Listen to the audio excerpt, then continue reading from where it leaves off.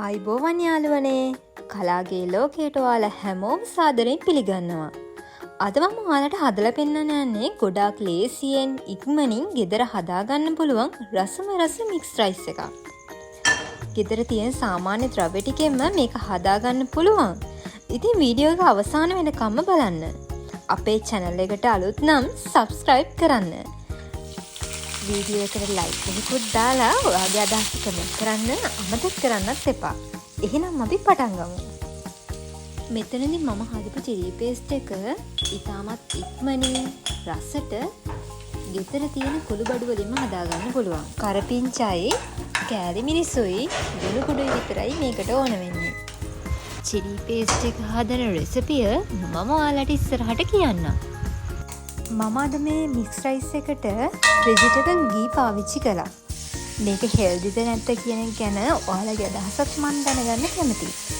මුලින්ම තාච්චියට වෙජිටබල් ගී ටිකක් එකතු කරලා ඒකට මම සුදු ලූණු, ඉඟුරු, ලූණු එකතු කරගත්තා. හොඳට රන්වන් පැහැවෙනකම් බැදගත්තා. ඊට පස්සේ කොටු හැඩයට කපාගත්ත කැරට් ටිකත් මම මේකට එකතු කරගත්තා. ඊට පස්සේ මේක ටිකක් හොඳට ෆ්‍රයි වෙන්න දීලා මම මේකට බිත්තර දෙහිකුත් එකතු කරගත්තා. යාළුවනේ බිත්තර කෙලින්ම බත් එකට කඩලා දාන්න එපා. එහෙම කළොත් සමහර වෙලාවට බිත්තරේ නරක් වෙලා තිබ්බොත් මුළු කෑම එකම විසික් කරන්න වෙනවා. ඒ නිසා බිත්තරේ වෙන වාජනයකට කඩලා බත් එකට එකතු කරගන්න. ඔයාලා කැමති නම් මේ වෙලාවේදී සුප් කැටයක් එකතු කරගන්නත් පුළුවන්. මෙන්න මේ පදමට එනකන් ඔයාලා බිත්තර ටික හොඳට බැදගන්න. ඇත්තටම ඔයාලා මේක හදන්න ඕනේ රෙසිපියක්. මොකද කඩෙන් ගෙනාව වගේම රසක් යාළුවතරම තිබ්බා. මම කීරි සම්බා තමයි අද මේ බත් එකට ගන්නේ. එතකොට මම රයිස් කුකර් එකේ හුණ්ඩු 2ක් කීරි සම්බා තියලා තිබ්බා. ඒකටත් මම ගී ඔයිල් යූස් කරා. ඒ නිසා මට හොඳට ෆ්‍රයි වෙච්ච බෙරි නොවිච්ච බත් එකක් හදාගන්න පුළුවන් වුණා.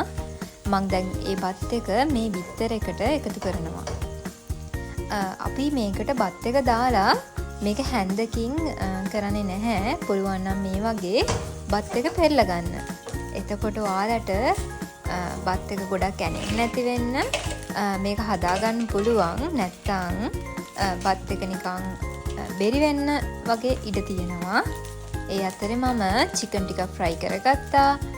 සොසේජස් ෆ්‍රයි කරගත්තා. මම ඒ ටිකත් එකතු කරලා බත් එක ආයෙත් ෆෝල්ඩ් කරගන්නවා. යාළුවනේ ඔයාලටත් පුළුවන් මේකට ඉස්සෝ දැල්ලෝ ෆ්‍රයි කරලා එකතු කරගන්න. මම අද ඒවා පාවිච්චි කරේ නැහැ. මොකද මම ගෙදර තිබ්බ අමුද්‍රව්‍ය වලින්ම තමයි මේක හදන්න ගත්තේ. හැබැයි රසට තිබ්බා. ඒ අතරේ මම ලුණු කොළ ටිකක් කපලා මේක උඩින් එහා ගත්තා. ඔයගලන්ට කන්න ගනිද්දී ඕනනම් මේක කවලම් කරගන්න පුළුවන්. මේක තමයි අද අපි හදපු මික්ස් රයිස් එක. ඕගොල්ලෝ මේකට රස පදමට ලුණු එකතු කරගන්න. එළවලු හීනියට කපා ගන්න. නැත්තම් මේ රස එන්නේ නැහැ. ඔයාලට ඕන නම් මේ මික්ස් රයිස් එකත් එක්ක ග්‍රේවි එකක් හදලා කන්නත් පුළුවන්. ඔන්න ඉතින් අපේ රසම රස මික්ස් රයිස් එක දැන් සූදානම්. ඔයාලත් මේ විදිහට හදලා බලලා කොහොමද කියලා කමෙන්ට් එකකින් කියන්න. තවත් ලේසි සහ රසවත් කෑම වටවරු එක හම්බෙමු. එතකම් පරිස්සමින් ඉන්න.